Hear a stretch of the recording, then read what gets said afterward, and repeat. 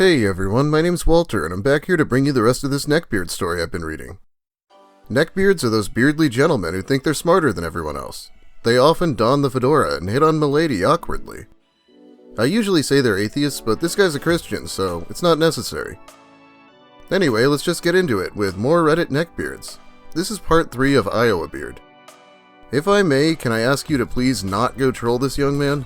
If you want to go try to help him out, go ahead. But I'm not endorsing trying to bring back the cringy glory days of Chris Chan trolling or anything, and this guy is 17, so take it easy on him. He did happen to list me in the very small number of YouTubers who are allowed to talk about him for some reason, though.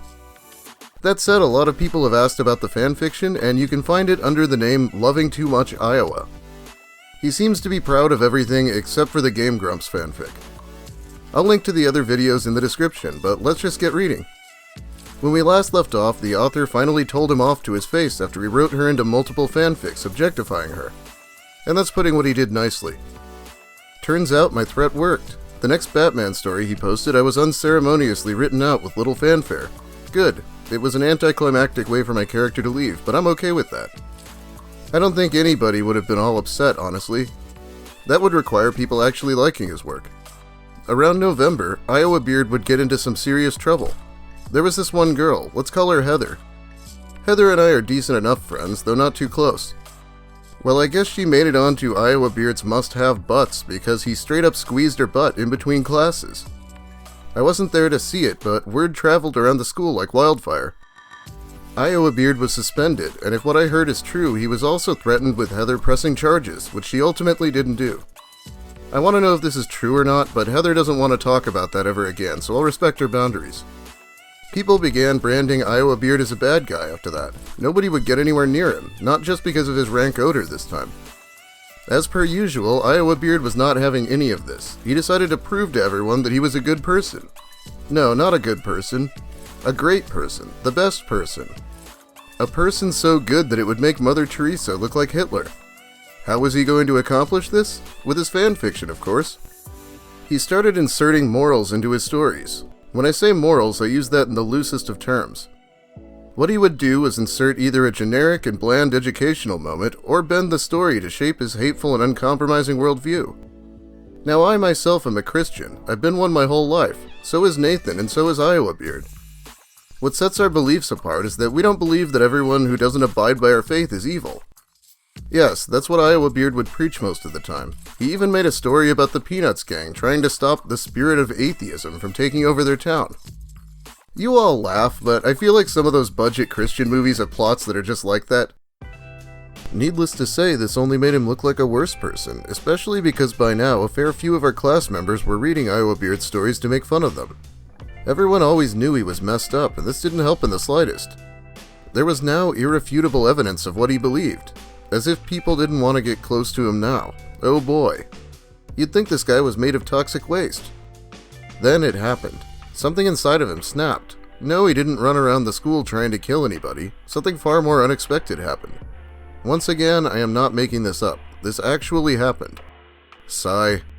Iowabeard was convinced that he was a prophet of God. You read that right. Iowabeard had a dream that God himself told him to write his fanfiction, as it would bring people to him.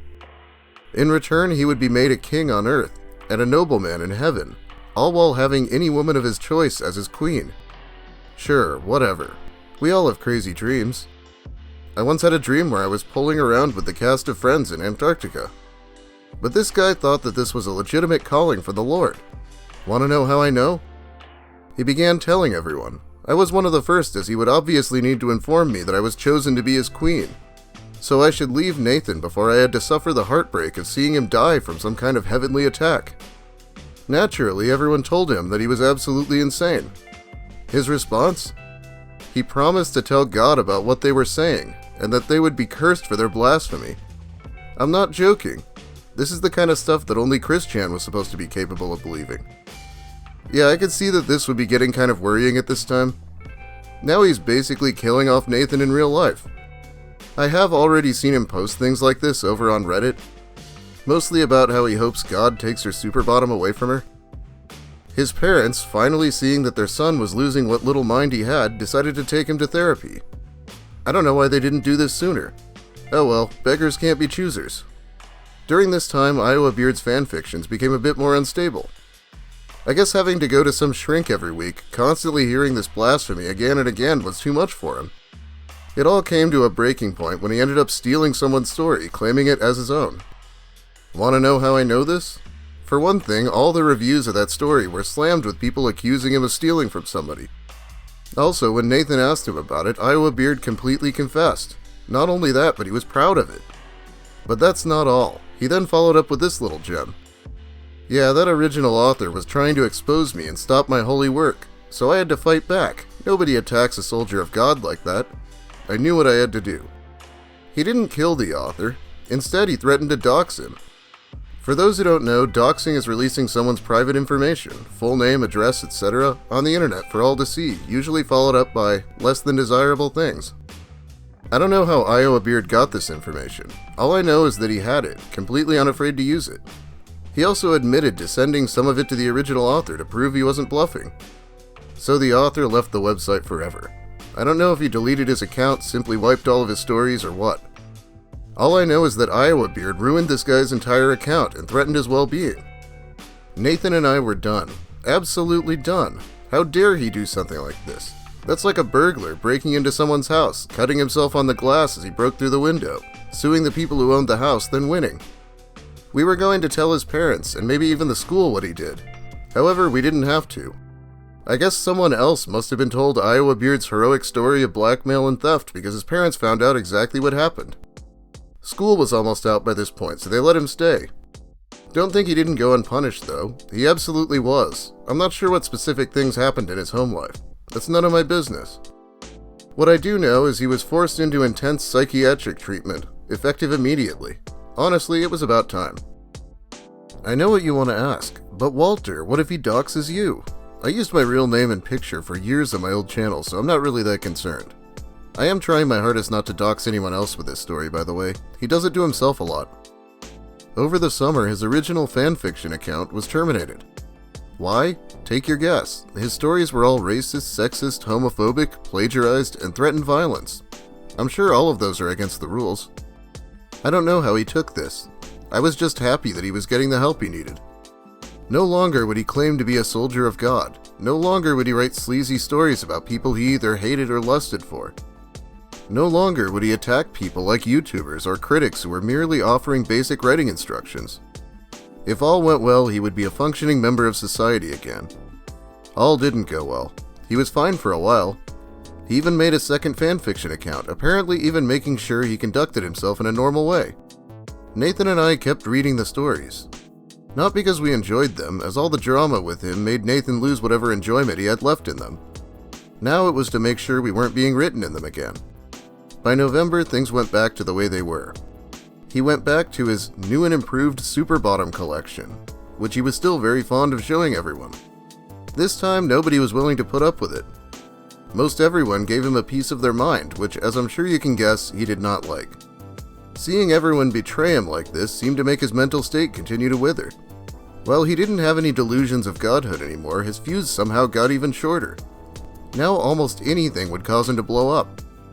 If he talked bad about one of his Super Bottoms, or one of his stories, it's over. Total meltdown. I guess he's had enough with me daring to say that I don't love him. Why do I say that? He made a Twitter and a Reddit for the sole purpose of asking people how to break me and Nathan up, so that he could swoop in, thereby taking what's rightfully his. I've seen screenshots of his posts. They are horrifying and borderline threatening. Nathan and I knew that we had no other choice. We were going to get a restraining order. It's a shame. He was probably deleted for being a troll, but these posts must have been amazing. This guy really doesn't even have an explanation for why they're meant to be, past just the fact that he wants it. When Iowabeard's family heard about this, they freaked out. Not at us, at Iowabeard. The restraining order would cause them to move houses, which they were not willing to do. They begged us to reconsider. We only agreed to do so because we wanted to punish Iowabeard, not his parents. Iowabeard was also very, very insistent on not getting restrained. What we decided to do was give him a 2-week trial period where he would send us a handwritten apology and be on his best behavior. Sure enough, he didn't talk to us for those 2 weeks, making sure that he was on his best behavior. As a result, we decided to waive the order. This proved to be a mistake. The minute that we told him that he would not get the restraining order, but keep a close eye on him the whole time, he went right back to his old ways. He is still posting about us on Twitter and Reddit, and they're still vaguely threatening. As I'm writing this, we're meeting with our lawyer again to reopen the restraining order. Unfortunately, this is where the story ends. Iowabeard is still out there writing fanfiction to this very day, and still lusting over the super bottoms. This guy is a menace to society, but at least he won't be bothering us anymore. We're going to put a stop to this right now. Why am I posting this? Well, for one, to let my story be heard. I wanted there to make sure that my experiences were well documented. Not only that, but I wanted to do a little teaching of my own. Everyone out there, if you meet someone like Iowabeard, do not hesitate to put a stop to them. Tell someone. Make a fuss. Don't accept this. Nobody has the right to treat you like this, regardless of who they are or where they come from. If you don't stop it, you too may fall victim to an Iowabeard. Okay, the author went ahead and dealt with it. She already said the shit I was going to say about not trying to spare someone like this's feelings. This has been quite a wild ride, hasn't it? I personally hope he doesn't become the next Chris Chan. I don't think the world needs any more of those. To wrap this up though, we're going to read a few of his Reddit posts. He posted this to the Planet Dolan subreddit. Help! I, male 17, am a big fan of the female behind. I like to acknowledge these pieces of art when I get the chance.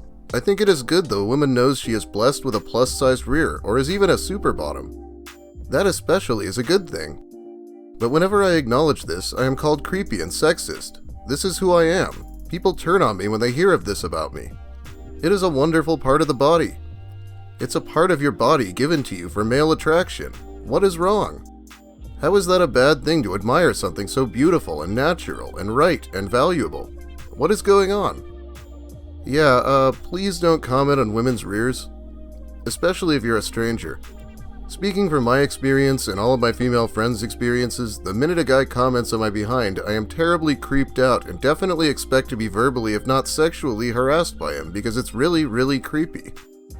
I get you think they need to know, but we really don't want to. Bully! Yeah, that doesn't seem like bullying to me. People are actually being reasonably nice to him a lot of the time. How can I fix this mess? I am 16 male. Perhaps you have heard of me. I am loving too much Iowa. I'm decently popular.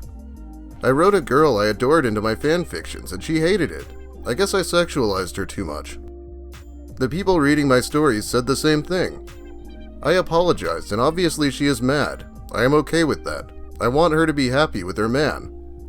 But now there are a few other girls I like. I want to impress them by inserting them into my stories. How can I do that without scaring them? Please be nice unto me. I need the kindness. Yeah, see how he really doesn't want to hear the answer is just not to write people into stories? It's probably never going to work any better than when Chris Chan did it to Megan, so I wouldn't recommend it to anyone watching. Anyway, it's about all the time I have for you today. Thanks for watching, everyone. If you liked the video, please leave a like. If you have something to say, and let's be real, you probably do after hearing that story, let me hear it in the comments. If you're new here and want more, subscribe for more of the same and other tangentially related Reddit bullshit. Thanks so much for 10k subscribers. I will have to come up with some kind of a special video to commemorate. Also big thanks to my generous patrons. I like to say fuck it, it gets me to monetize sometimes, so these people really help me out. Biggest thanks go out to the author of this story. Yeah, her name's Bridget. I don't think it's a secret because it's in her YouTube account name. But the story was very easy to read compared to most on Reddit. Have a great day, everyone, and thanks again for sitting through all this.